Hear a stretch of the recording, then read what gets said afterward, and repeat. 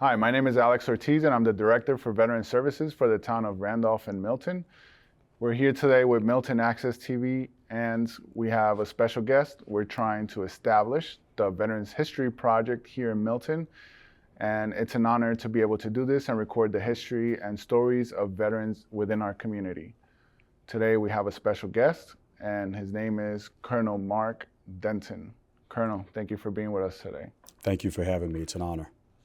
So I want to start with some simple questions. We'll make this flow through as easy as possible. So just to give us a little bit, establish a background, where were you born? So great question. I was born in Montego Bay, Jamaica. And at the age of 10, my dad was a police officer in Jamaica, or the Jamaican Constabulary Force, and my mom a hairdresser. And they decided to migrate to the United States. And they migrated to Milton, Massachusetts. Now, the reason why we migrated to Milton was we already had family members that were living here. My grandmother and my dad's sisters and brothers were all already here, living here. Great. So who are your parents? My parents are Ainsley Barrington Denton and Sylvia Denton. My dad passed away probably about 15 years ago. And recently, my mom passed away about a week ago. God rest her soul.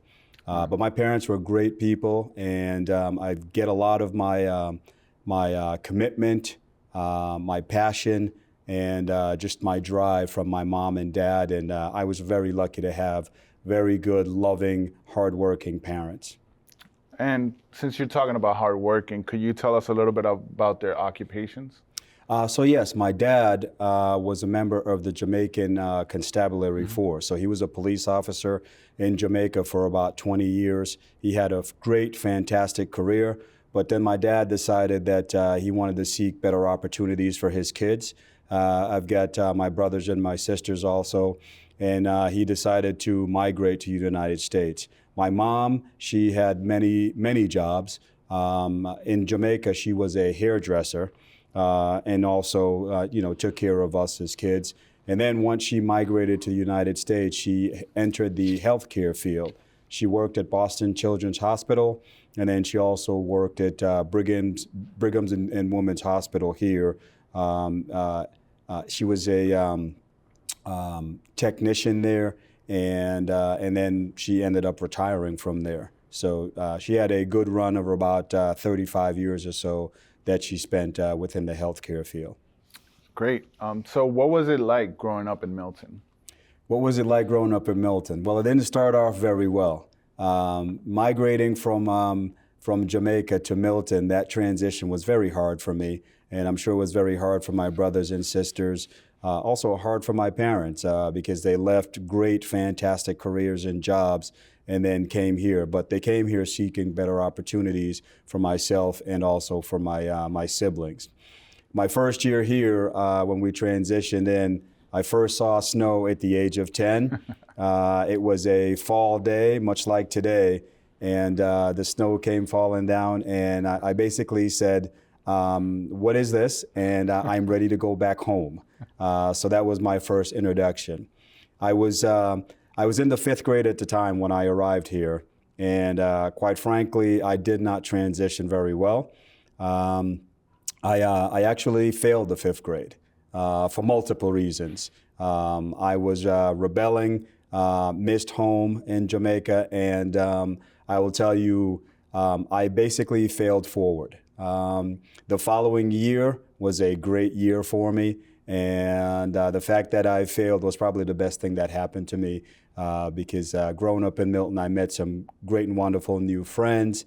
At the time, I spoke with a heavy accent coming from Jamaica. Although it's English, it's old British English spoken badly with an accent, which it's a mix of French, Creole, Spanish, and British, all the colonizers that at one point owned Jamaica, and so the people there spoke that language of the colonizers.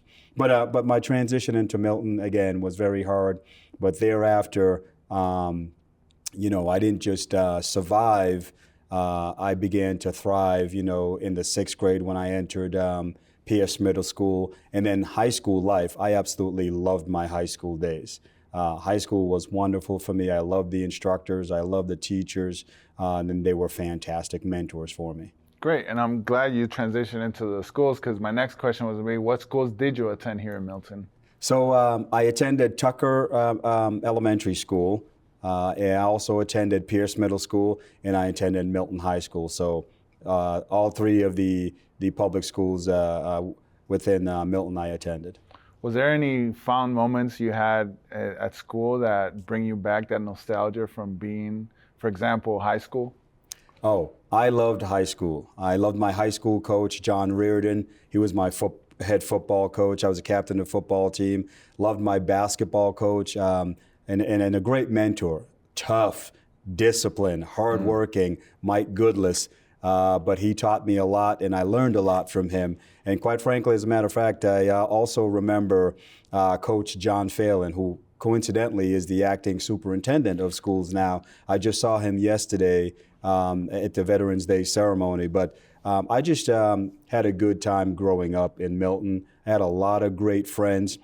Two of my cousins, my cousin Wayne Evans and my cousin Hugh Denton, they also were in the same grade as me. So that was part of the help in my transition, when I got into their grade, and I had that support system with them there. And I developed just a lot of great friends over the years, and I still keep in contact with them. Amazing. So you talked a little bit about your high school, and did you play any specific sports? So I was a three-sport athlete. Okay. I played football, that was my primary sport, in the fall, and then I transitioned into basketball for the winter, and then in the spring I ran track. I only ran track just so I could keep in shape. I wasn't a serious track athlete, but I did okay in track and field. But my main sport though was football, which is ironic because it's not a sport that they have on the island of Jamaica. My main sport was what we call soccer here in the States. They call football in Jamaica. Yeah. So I've had the opportunity to play both footballs, but I took a liking to football. It was a way to get out aggression. It was a way to compete, and I learned a lot because I think sports is a metaphor for life. You win some, you lose some, but you got to get back up and you got to keep trying. And so I really love playing sports and the competition and just all the things that you learn from being a teammate and just being able to be on a team sport, which football and basketball, ultimate team sports. Great. And I'm glad you mentioned that, because the military, specifically me, I was in the Army, it's all about the team, right? The teamwork. How did those, and if you had any leadership experience within the sports, how did that help you transition into the military? So transition in the military was great for me. And the foundation for me started here in Milton, in the Milton Public School system, especially in high school, with the coaches that I mentioned. Coach John Reardon for my football team, Coach Chuck Ajamian for my track and field team, and then Coach Mike Goodless and Coach Phelan for both my JV and my varsity basketball teams. But before I even got to the military, I went to Norwich University. I went to Norwich University because it was a great environment before I got on to active duty. But one of the things that really led me to the military was I took a leap. Coming out of high school, I actually did not have a real solid plan. Mm-hmm. It was one of those, we'll see, very nonchalant attitude. Like I said, I had fun in high school. And I had a friend of mine at the end of my junior year that said, hey, you should really think about joining the military, because my parents couldn't afford college. Not because they didn't want to, but just because of our socioeconomic upbringing, that's just where we were. That's our status. And then the other thing was this individual just said, hey, you should try this. And I said, nah, the military's not for me. Told my parents about it. They said, if that's something you want to do, that's fine. You can go serve. So I actually enlisted in the Army. And when I enlisted in the Army, right after high school, I ended up joining the reserves.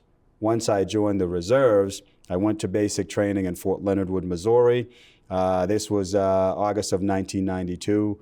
and fell in love with the military. I just loved the discipline.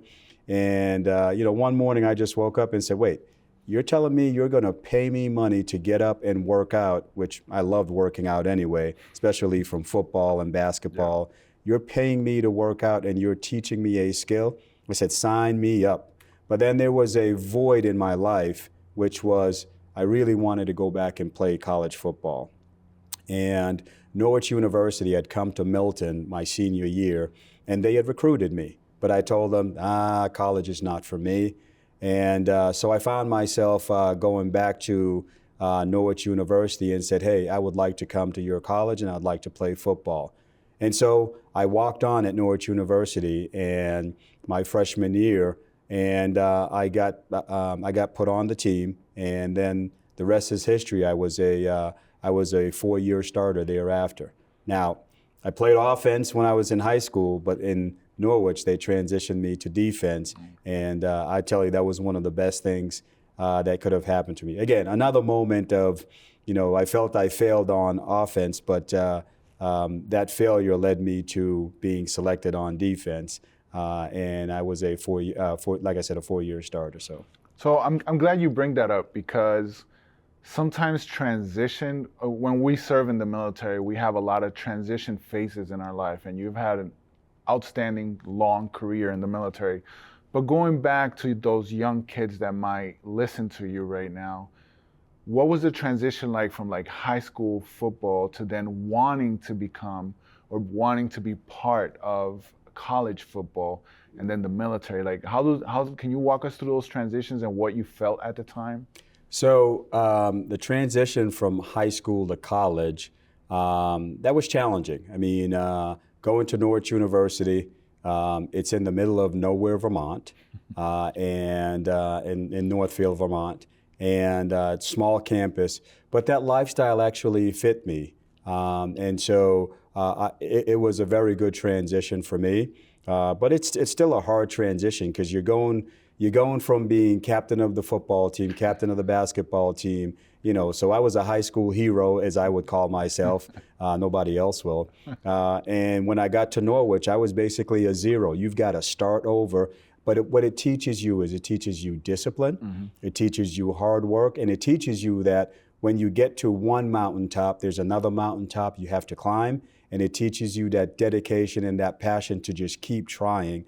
And quite frankly, it is emblematic of what Norwich University's motto is, which is essayance, which means I will try, and you continue trying. From there, from Norwich University, which is I thought was the perfect segue for me to transition into the military. So Norwich University is the private military college of Vermont, and it is the foundation and the home of where ROTC was founded, Reserve Officer Training Corps. That is where ROTC was founded by Alden Partridge in 1819. And I will tell you, the curriculum there and the people there, just everything about that organization and that school, that institution, it is about discipline. It is about passion. It is about teaching young men and women about being individuals of high character, it teaches you ethical decision making, and it just makes you well-rounded, whether you want to go in the military or you want to go in the civilian sector, private sector. Those leadership skills are go across any of those different forums. Now, once I transitioned from Norwich, I transitioned then into the active Army as a second lieutenant, where I've been in the active Army now 28 years. I spent 6 years in the reserves and 28 now in the active Army. What I will tell you is Norwich University absolutely prepared me for that. Compared to some of my fellow second lieutenants and what I saw in them, the abilities and the skill sets of what they teach you at Norwich University absolutely translates, and I just thank them for the preparation and the stuff that they taught us while I was at the school. Amazing. And so going now into becoming that second lieutenant in the U.S. Army, what specialized training did you receive to start your career that you feel like it's just has helped you accomplish over 30 years of a great career? So there's a couple of things that happened initially in my career that's just kept me going. And I've always said the reason why I continue in the Army is, I will continue as long as I'm having fun. I am a productive part of a team, and I feel like I have skill sets that the Army still needs and wants, and I can continue going physically and mentally. And that's kind of where I'm at.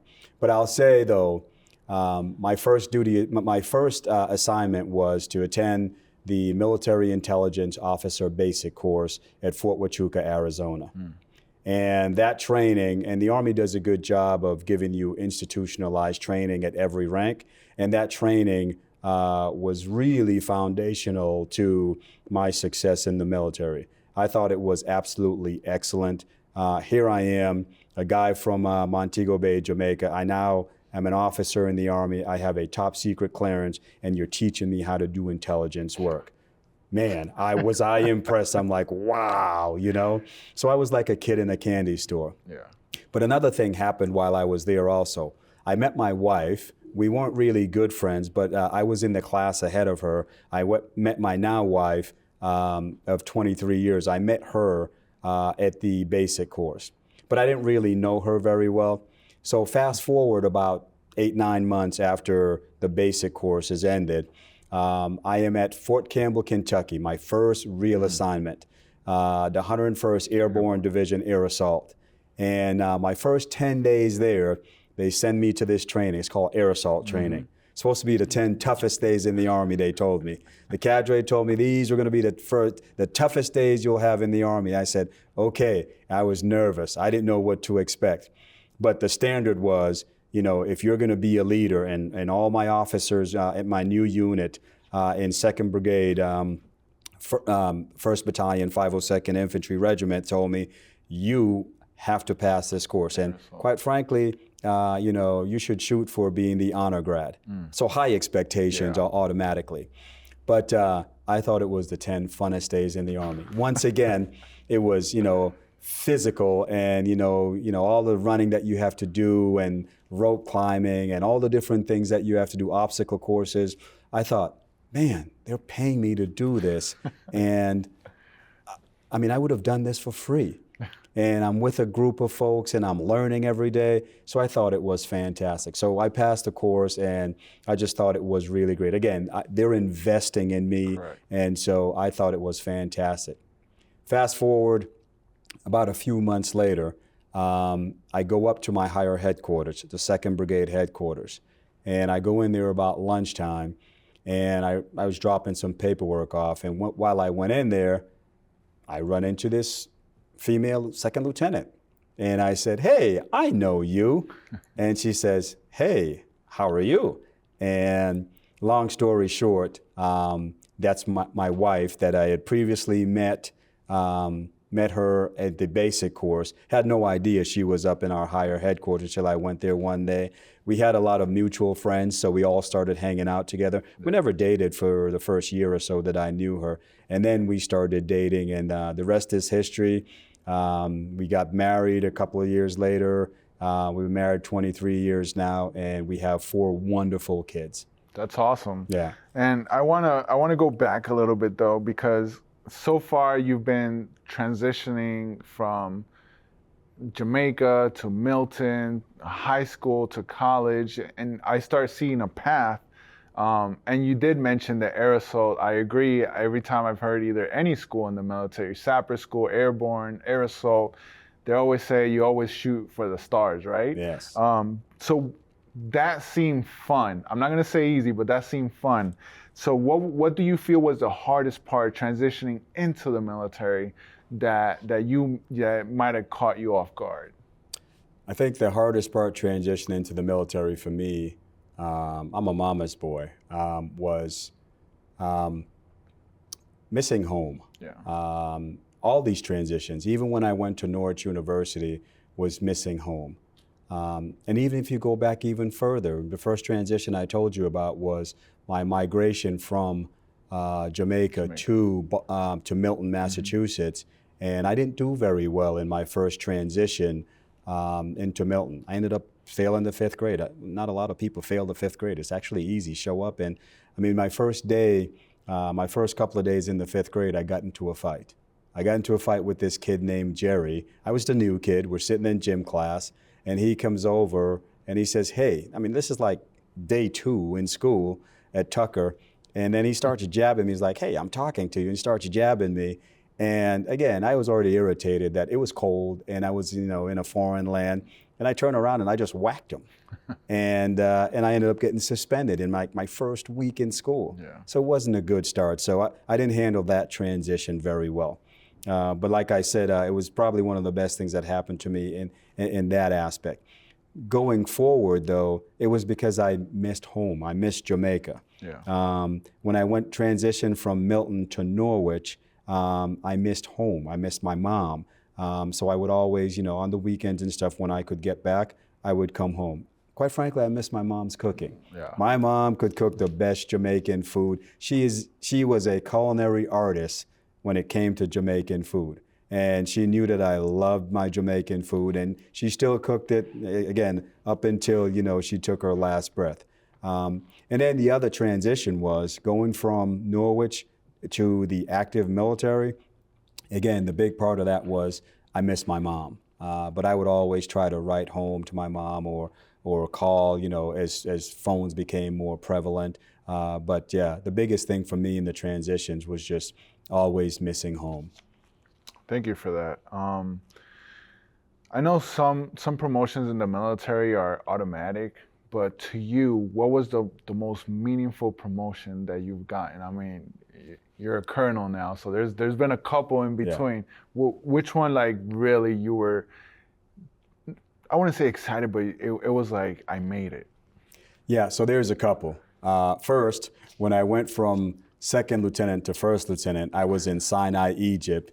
And I thought, wow, after all this training and everything else, they're also going to promote me. I thought, man, am I winning? You're talking about a kid that came from, I used to walk around barefoot on the streets of Jamaica with no shirt on and just, and just a pair of shorts because that's all I had. Yeah. I had one good pair of shoes, and those good pair of shoes were for school and for church. And I had like 1 or 2 good outfits, and that was about it. But I was content with life. I loved that stuff. That's just where we lived. Mm-hmm. But I would say from second lieutenant to first lieutenant, my first promotion, I remember it so well. I was, again, in Sinai, Egypt, and it was just great. My promotion from first lieutenant to captain, and the reason why that one stood out was my wife, my now wife, was there with me. We weren't married at the time, but she was there with me. We were deployed to Kosovo during the Kosovo wars during that time frame. And she was there, and she helped also to pin the rank on me. So that was special. And then I think the rank that I think just made me mush, it wasn't colonel. It was actually my lieutenant colonel promotion. I was actually in Germany at the time. I was in Wiesbaden, Germany, and there was a picture that was taken afterwards, and my 4 kids were very young. And the reason why this promotion meant so much to me is it's a picture of my 4 kids just looking up at me and just smiling in awe, as if just to say how proud they were of me. And I will never forget that moment, like, oh, that's my dad, and I'm so proud of him. And it just made me melt, just seeing them. So those are some of all my promotions. I'm very proud of it. I work hard. My family is very supportive of me, because that's a big part also of these promotions. When I get a promotion, it's not just about me. It's also about my family, because they sacrifice too. Yeah. While they don't serve in the military, they also sign on. They don't sign on the dotted line, but they're along for the ride, and they sacrifice too. And quite frankly, as you're talking about transitions, I think some of the toughest transitions are the families.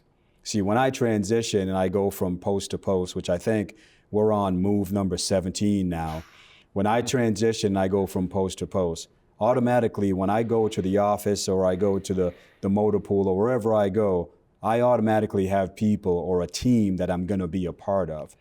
My wife and kids don't have that. They have to start over each and every time, everywhere they go. They may be lucky that they go to some place where somebody else from a previous assignment may know them, but they've got to rebuild those friendships, new friendships. They've got to start over, and it is a sacrifice. It is a sacrifice. You know, it was General Ray Ordiano that once said, "The strength of our nation is our army. The strength of our army is our soldiers. But the strength of our soldiers is our families. That is what makes us Army strong." So for me, the families are the ones that always have the hardest time. I love my wife, I love my kids, and I just thank them all the time for all they've done to continue to support us and all the moves and everything else, because it is very challenging doing those transitions. I completely agree, and I see that also working as a director for Veteran Services, right? Those transitions are extremely hard, specifically on the families. Like you said, they have to just start over again. So we're grateful also to the families that, you know, put up with those constant changes. Absolutely. With almost no support, right? And you mentioned, I want to go back because you mentioned how the picture of your kids looking up to you, and you just don't have your biological kids. You also have your kids in the military, right? In the Absolutely. Army, because you've been through company, battalion, and brigade level commands. What has those experiences and those completely different responsibilities have taught you about leadership? So the size of the formations may change from the company to battalion to brigade, but they're all very satisfying. At the end of the day, I'm responsible for the health and welfare of every single soldier in my formation and their resources and any risk or any other responsibilities that comes along with that.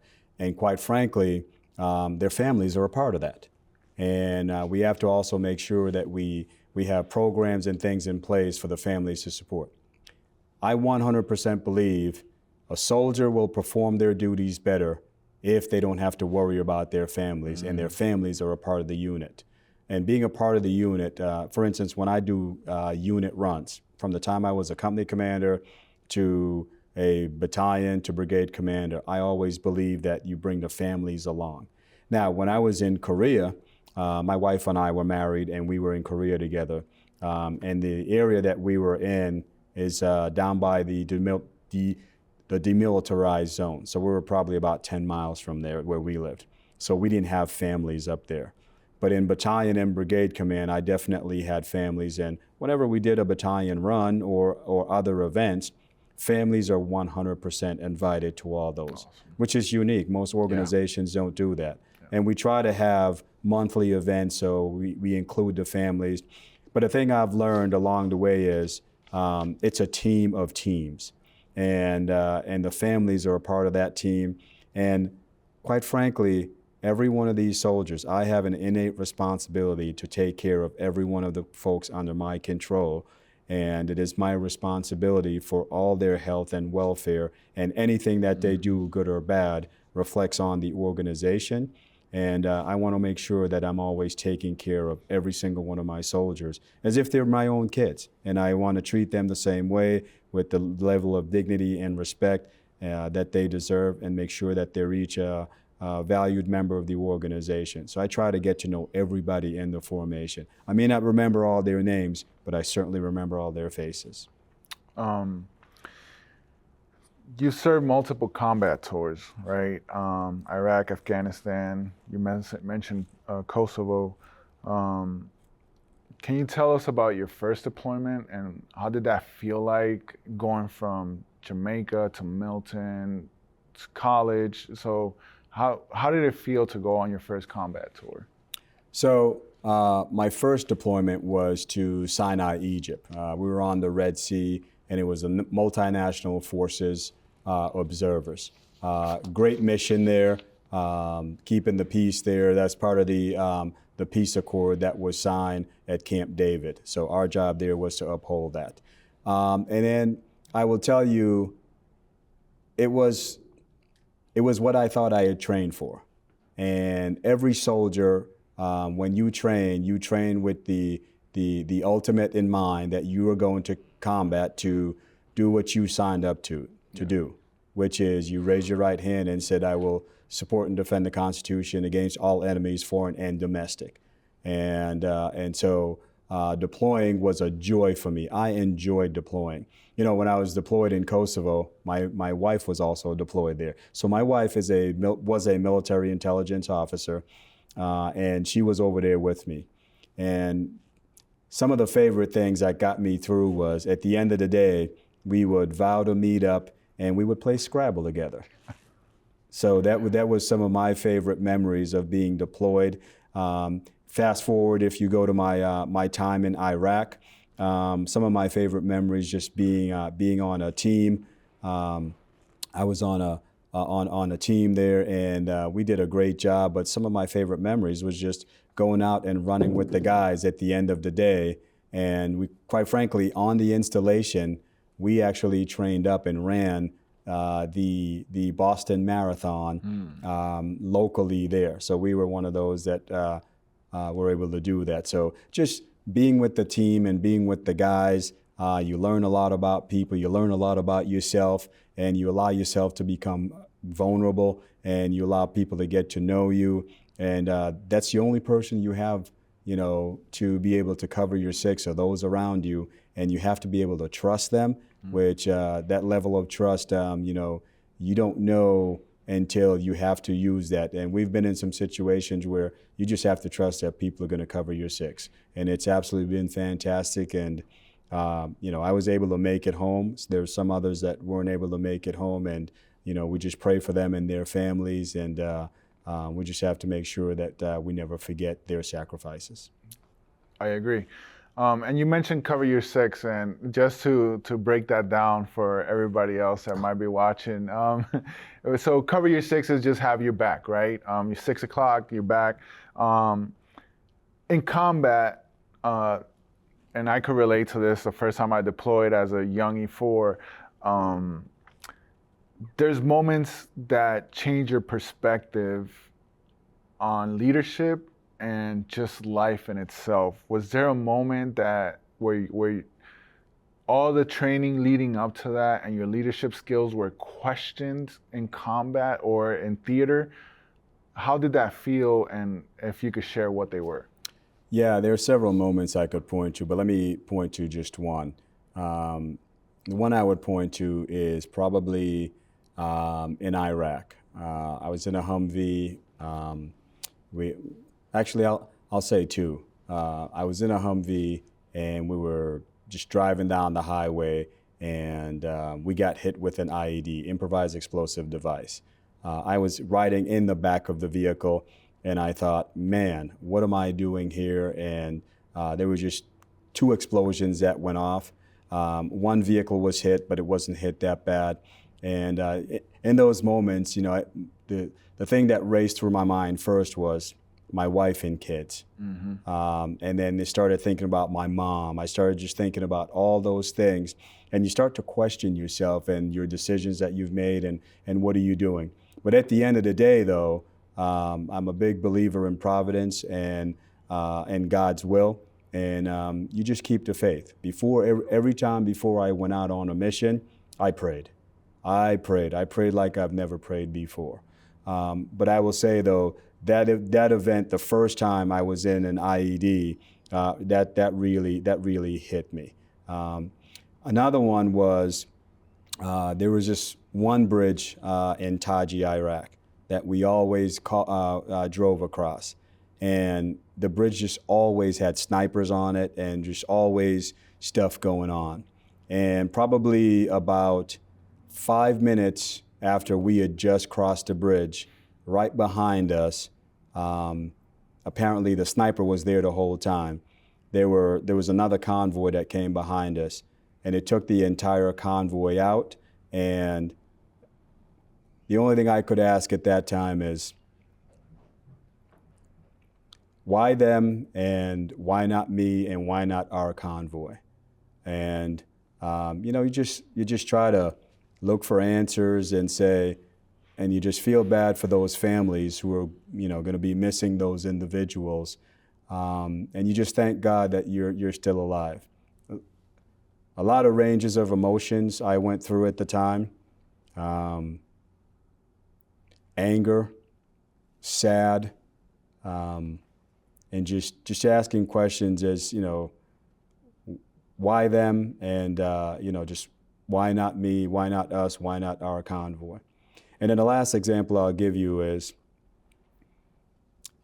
probably about a week later, we're driving down a highway near Taji, Iraq, because it was our main base. And another explosion had gone off. And there was just a string of bodies just like laying on the highway, like body parts. And just seeing, that destruction and seeing all that stuff. And quite frankly, up until this moment, I haven't really talked much about this stuff, not in this level of detail, and it just like popped in my head. And when you see all that destruction, it calls you to question kind of what you're doing. But at the end of the day, I came back to somebody's son or daughter needs to come over here and do this. This is what our country asks us to do. This is not a paycheck. This is an honorable profession. This is a noble profession.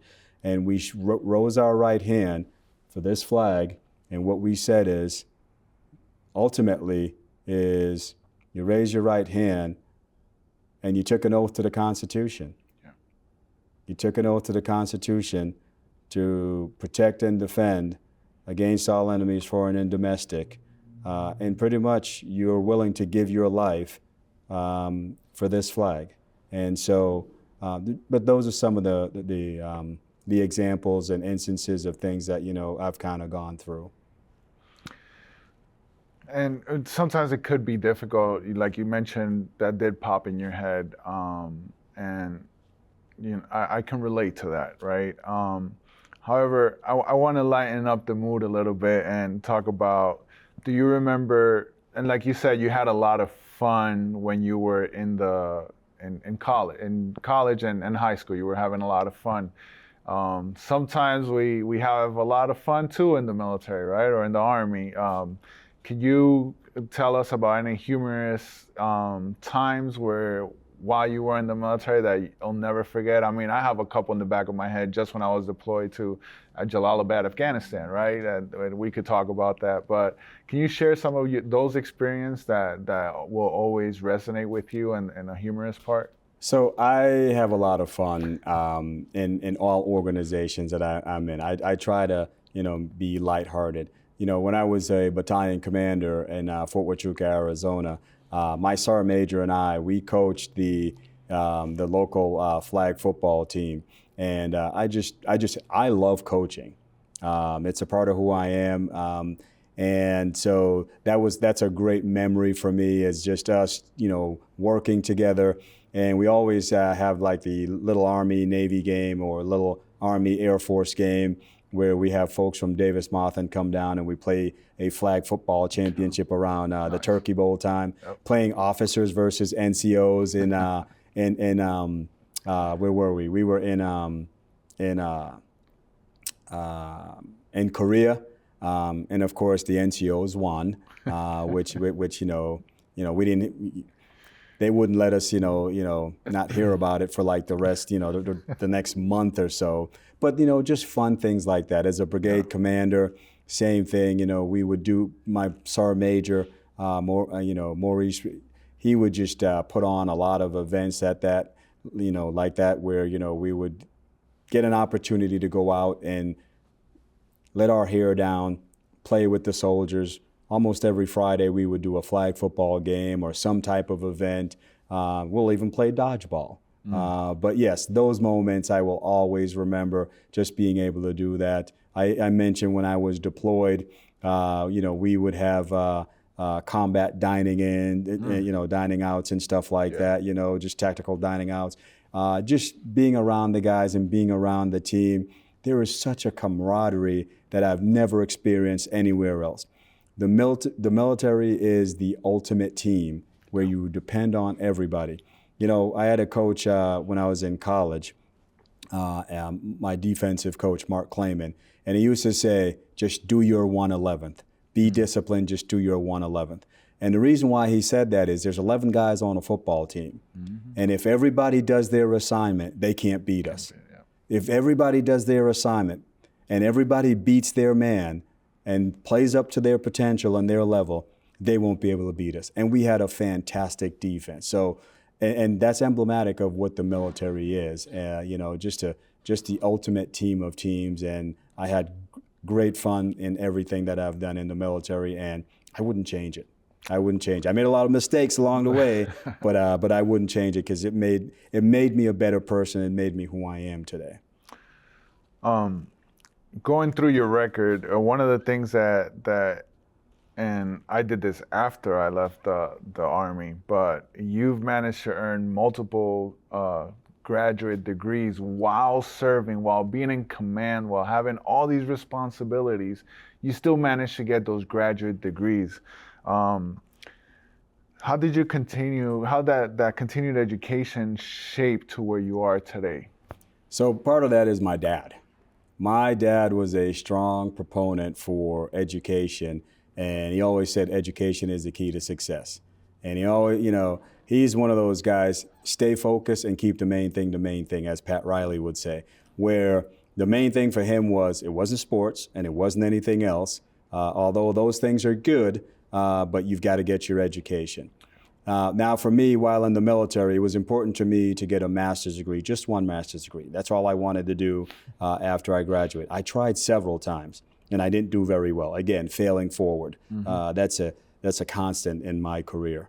I tried many a times, and since I was a captain, actually my early lieutenant days, I thought, okay, I'll work after, go to class after I get done with work. And, I'll get a master's. But then deployments get in the way, because I wasn't going to do it on a deployment because I had other things doing. But then the Army also has institutional learning and different gates. Hey, when you get to be a major, you go to CGSC. When you get to be a colonel, you go to the Army War College. So at those two junctures, I was able to get a master's degree working with the school there since I was already in school. Yeah. There's the opportunity to get those degrees. And I just thought at one point, first of all, when you go to CGSC, is if you're going to be a major, there was a level of expectation that you would have a master's degree. Although not required, some of those unspoken things in the military, rules, you were expected. Now, you weren't judged on that. However, sometimes, there's a level of expectation, and I didn't want to fall short, so I made sure that I had a master's degree. And also, I never knew when I was going to get out of the Army, and I wanted to have, something to show for, because we always tell our soldiers, work on getting more promotion points, work on, getting more education, always take advantage, of all the stuff that the military offers you. And this was just me. Like I said, I was a kid in a candy store in the military. They gave me so much, and I don't even know that I could ever repay them for all they've given me. Awesome. Yeah, it's something that I personally didn't take advantage of. And I used to tell as an NCO, tell my guys, hey, go to school. I already have my degree. You get yours. And I wish I would have taken more advantage of had I known what I know today, right? Now, all that education, everything that you learned throughout that education, how did that apply to the military? And because the military is investing in you. Absolutely. So how does those skills transition into, did you see a benefit to that? Absolutely. Let me start with the most recent, which is my degree that I got from the Army War College. So in the current job I'm in right now in the Pentagon, learning to operate and work at the strategic and enterprise level within the Pentagon. That's really what they teach us at the Army War College, and that's really what my degree is in, is operating at that level. There's a lot of the political aspect of how things work and how the Army runs, that you could spend 25 years in the Army and not understand that if you haven't served in the Pentagon.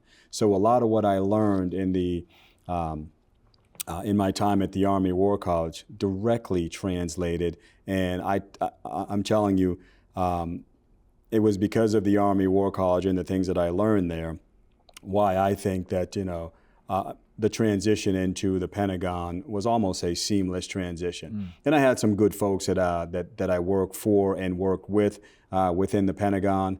But at the end of the day, the foundation of being able to operate at that level, it stems from my time that I served at I was a student at the Army War College. But then subsequent to that, I stayed an extra year at the Army War College before I took command in Italy, and I was an instructor. So I got to see it from both perspectives. Sides. I got to learn it first as a student, and then I turned around, became an instructor, and that was very helpful because it's almost like relearning it again, but you're learning it at a different level, and your perspective and the way you view it is a little bit different at that point. So I love the Army War College, and I love what it stands for. It is foundational training for the enterprise and strategic level. Also, it focuses on diplomatic efforts, things that you don't focus on at the tactical level. It focuses on working with coalition and allied partners and how that works. It focuses on the national security apparatus and how our government works and how just how things are done. You even talk about how Congress works, because while we see folks within Congress, you don't really understand what is a bill and how does a bill work? What are appropriations? How does that process work? And they really broke it down, and I have a great level of appreciation for that. The programming and budgeting process. How does that process work? How does the Army's budget work versus the Department of Defense and all the other services? And how do they come up with that? How do they work with those requirements? How does acquisition work? I mean, there was just so much stuff. But I'm thankful to the Army War College. You briefly mentioned your current job, and let me see if I got this right. So it's Executive Officer to the Deputy Undersecretary of the U.S. Army. Absolutely correct. I am currently serving as the Executive Officer to the Deputy Undersecretary of the Army, David Fitzgerald. How does a kid from Jamaica make it to, and I'm getting goosebumps just even asking the question, because I come from Puerto Rico, right? So how does a kid from Jamaica coming to Milton, going to Vermont for college, how do you get there? Like, what are you feeling when you get there? Ooh, hey, I've got to pinch myself. But I owe that to a few things. Hard work, which my dad and mom instilled in me, luck, and timing. And when I say luck and timing, that has to do with a lot of mentors that have mentored me. And these are the same individuals, that taught me, the different things to do as I was coming through the ranks. And that's not just seniors, people that outrank me. That's also peer mentorship. I had to learn a lot of things the hard way. I was one of those type of officers. You always think that, your skill sets are strong and you try to be confident, but there were a lot of folks that invested in me along the way. But I will tell you, though, getting to that level, for me, I'm like, I can't believe I'm here.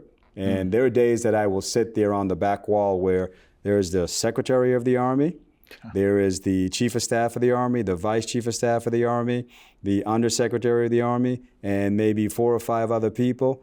And you're sitting in the room as they're making decisions on the future of the Army. And I'm just like, I can't believe I'm here. And so, but yeah, a lot of it has to do with, a lot of mentors investing in me along the way, my wife and my family and their sacrifice that they make. My wife, she's my biggest critic, but she's my biggest fan. My wife, Teresa, is one of the best things that's happened to me. I will tell you that I married up. And so she's my biggest mentor. She's my biggest critic. She's my biggest fan. She's my biggest supporter. And I truly love her for all that she's done and continues to do for me and our family. Awesome. I'm glad you're able to share that with us, because I feel like it's important also that, like you said yesterday, the quality of people coming out of Milton, right? And not only the school system, but also going forward and how you're paying it back. I do see, and I can't help to see your throughout the career, your awards and decorations. Is there one specific that stands out to you the most? It could be an Army Achievement Medal or ARCOM. What is it? One that specifically stands out to you the most, and which one is it? So I'm very proud of all my awards, and I don't know that I can narrow it down to one, but let me narrow it down to a few. Okay. So this here is the Multi-Forces Observer ribbon. And that's for my time in the Sinai and the things that we've been able to do within the Sinai. So my first real deployment. So I was proud to get that. But also, this is a reserve overseas medal for 2 tours overseas in Kenya, where I went on a humanitarian mission where I was down in Kenya, and we were building schoolhouses. And I was very proud of that. But I have to say, one of the ribbons, awards or decorations that I am most proud of is actually my volunteer award, because I love volunteering in the community. At every assignment I've been in, I typically volunteer either as a referee for basketball or any of the other sports. I volunteer as a coach. Typically, if my kids are on a team, I am coaching their team, whether it's basketball, football, or any of the other sports that my kids, have been involved in. Because I figured if I'm going to be out there dropping them off, I might as well stay out there and be coaching them and not just be a dad on the sideline. So the volunteer aspect of it, it's something that I teach my kids also, whether it's going in the community and cleaning up or going down to the local food bank and feeding individuals like I did in Fort Huachuca, Arizona, and other places beyond that. That's the one I think that I love the most. It's not the Bronze Star, although yes, I earned that in combat. It's not the Legion of Merit. Really, the one I am most proud of. That if they said, "Hey, you only got to choose one," I would choose the volunteer one. That's awesome. And you have, talking about volunteering, those relationships that you create, what kind of friendships and bonds throughout your 30 years of experience that, I'm not going to put you on the spot to highlight one specific, but could you just walk us through a couple of relationships and friends? I know I have a couple that I still play Xbox online with, right? Because we also did that. Sometimes we do have fun in the military, right, in our downtime. But could you walk us through a couple of your relationships that you had, friends that you created throughout? We know you got your lovely wife that's been there through you, but friends that throughout the last 30 years. So off the top of my head, what comes to mind? I've got so many. I've still got friends from high school. My high school friend, Sean Haynes, I still talk to him. Matter of fact, I just spoke to him before I got over here, and he's coming by the house later tomorrow. I've got my friend Joseph Williams, who was also Lieutenant Colonel retired Joseph Williams, who he and I, we were in the backfield as defensive backs at Norwich University, and we still keep in touch with and we also keep in touch with Coach Mark Clayman, who was our backfield coach during the time. So that's at Norwich University. I keep in touch with Omar Connor, Bob Carroll, all my football buddies from Norwich. As I transition into the Army, almost every duty assignment I've gone to, my dear friend Joseph Williams was always there. When I was in Germany, he was in Germany. When I was at the Command and Staff General's College, CGSC, we both were there together. So great friends like that. My friend Joseph Mukes, we've been friends for over a decade. But within the military, you meet a lot of folks, and no matter how long the time goes by, and we haven't seen each other, we just pick up where we left off as if no time had gone by. So yes, I've got so many friends. My friend Alex Bryant, who I played football with in college also, he is my son Zachary. He is his godfather. So these are the type of friends and bonds and friendships that I've been able to bring along along the whole time, and just the bonds that you've created over this time in the military, which you can't get that, you can't buy that anywhere else. The military is one of the largest enterprise, one of the largest business anywhere in the world, Department of Defense is. And I will tell you, it is amazing to watch and see, you know, how we come together as a team on behalf of the country.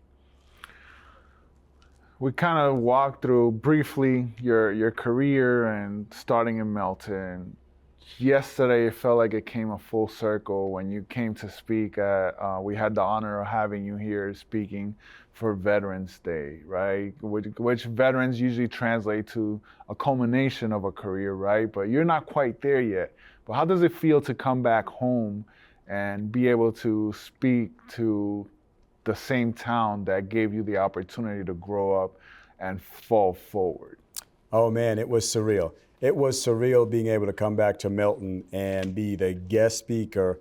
Also over in Randolph, be the guest speaker for both those ceremonies. One, for Randolph, because both my sisters live in Randolph. And so it was great to be in the town. And then ultimately though, it was a full circle moment to come back to Milton. Here I am, a kid from Milton. When I graduated high school, didn't really know what I was gonna do or what was gonna happen. And I took a leap based on a friend in high school telling me, hey, you know, you can't afford college, you know, or, you know, maybe you join the Army Reserve or something. I took a leap and I went forward, and that's what I did. But I will tell you though, it brings me great joy and great pride to be able to come back and see some of the folks. My neighbor from Cheever Street, the McCormicks, both Mr. McCormick and his daughter, they were both there, and they brought their kids over. So absolutely fantastic to be able to do that and come back and see folks within the community that are still here. Awesome. Now, hopefully a lot of younger kids, especially football, right, here in Milton, are potentially watching this video. What would you tell them, or what would you tell yourself back when you were playing football and having fun in high school, knowing where you're at today? What specific message would you have for them? I would tell them, dream big. It's okay not to have it all figured out right away your senior year of high school.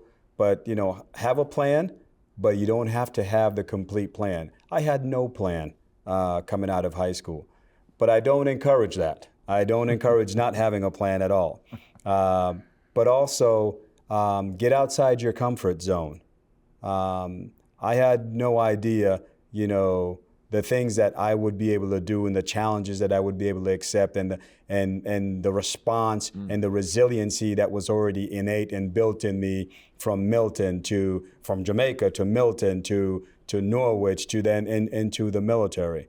And just understand that it's not overnight. Don't look for the quick wins. Everything is a process, but you're built for it. And if you would like, take a chance, take a leap, try the military. It is a noble and honorable profession. And if a kid like me who, you know, came from nothing or barely nothing can make it to where I am today, you can do it too. And also, you know, life is a journey. It ebbs and flows. Sometimes you have to get a sprint in, but it's a marathon. And enjoy the moment, enjoy high school. You know, don't work so hard that, you know, all your weekends are taken up and you don't get a chance to bond with your friends in high school. If you decide to go to college, but you don't have to go to college. College is not for everyone, but just have a plan on what you want to do. And as long as you have a supportive structure around you, you should be okay. Is there anything that we haven't covered that you would like to add? I would just say special thanks to my family, especially my wife, Teresa. And, you know, I'm very proud of my wife. I'm very proud of my kids. You know, one of the decisions that my wife made early on, there we were, it was 2005. I had just deployed, we had just had our son. It was August 2005. We had just had our son, Zachary, August 11th. And a couple of months later, I come down on orders to go to Iraq. And then once I'm in Iraq, my wife then comes down on orders to go to Iraq. And at that point, while she wasn't selected, she was amongst 3 people. At that point, she finally made that decision that, hey, one of us needs to be here to be able to support our son, because we would have been 2 ships passing in the night. And she made the ultimate decision and sacrifice. And I just want to thank her, which is she decided to sacrifice her career as a military intelligence officer. But don't tell her this, but I think she was the better military intelligence officer in our family, but don't tell her that. You can splice that out of the video because I will never hear the end of it. But she knows anyway. But she made the sacrifice to get out of the military. And then we subsequently had 3 other kids after that. And I would say that's the best decision, that she made. And because, our family has benefited so much for that. Today, my son, Zachary, he is a cadet at VMI, the Virginia Military Institute. And then next year, he would go on to get commissioned in the Army. I look forward to that. I am so proud of him. Proud of my other kids also. My daughter, Marley, she's a freshman at Vanderbilt. She wants to be a school teacher. So in our family, what we look at is we want people to be valued members of the community. You don't have to join the military like your dad, but what we want you to do, or we try to steer you to do, is be valued members of the community, be good citizens, be high character individuals. And those are the things that I learned in the Army. And those are the same skill sets I see here in Milton. High character individuals, family oriented, have a strong belief, whether they're supporting the church or whatever they're supporting. And so those are the things that I value. And that's the message that I want to leave with you is the military is a noble profession. You will fail, but fail forward. You're going to run into tough times, but be resilient. You'll get through it. You'll be fine. Have a mentor, whether it's your priest, someone in your family, or someone in your job, but have a mentor. Have multiple mentors. Some of them could be your peers. Some of them could be your supervisors. Some of them could be your subordinates. I have 2 sergeant majors, and both of my battalion and brigade sergeant majors, they were both mentors to me. And I still have great relationships with them today. You asked earlier about friendships. My friendship with my sergeant majors, enduring. They will never, unbreakable, because you form such a great bond with them. And I still talk to them almost, every other day. And they've been fantastic individuals. And every opportunity we get, we'll meet up and everything. But I just want to say thank you and thank the team for their hard work in putting this together. And if you guys ever need anything, I am available. And this has truly been an awesome experience. And I love Milton. Milton and the community gave so much to me. And this is, I feel like this is an opportunity doing the guest speaking for the Veterans Day as a full circle moment for me just to give back and share my story. And I hope it's a story of hope for somebody that's going to watch this, somebody that's in Milton High School, that's a junior or senior, that is not sure on what they want to do. It's okay. It's okay. You have time, and find your passion. I found out that the Army was my passion because, I only said I was going to do 3 years when I first came in. And as I said earlier, I kept going because, I said, you know what? I'll continue until I figure out what I want to do when I grow up. 34 years later, I'm still here. It's because I haven't figured out what I wanted to do yet. But once I figure that out, I will exit the Army. But I have more years behind me than I do in front of me. But one of these days, I will exit the Army because the Army has a 100% get-out rate. And at some point, we all have to take the uniform off. Yeah. And mine is ahead of me sometime soon. And that will be a proud day, but also a sad day for me because I am so proud to wear the Army uniform. I am so proud to serve this country. I'm so proud to serve and defend this flag, and this we will defend. Colonel Denton, thank you so much for Thank doing you. this. I really you. appreciate it. Thank you. And I also want to thank Milton Access TV and also the Post 114 American Legion, the leadership, for allowing us to be able to do this. It's been a complete honor. I think we set the bar high for our initial Veterans History Project and for the show on Milton Access TV. But it's definitely something that I felt like it was appropriate, and I'm glad to hear your story and it being able to come full circle here in Milton. So thank you for watching, and I appreciate being part of this project, and until next time.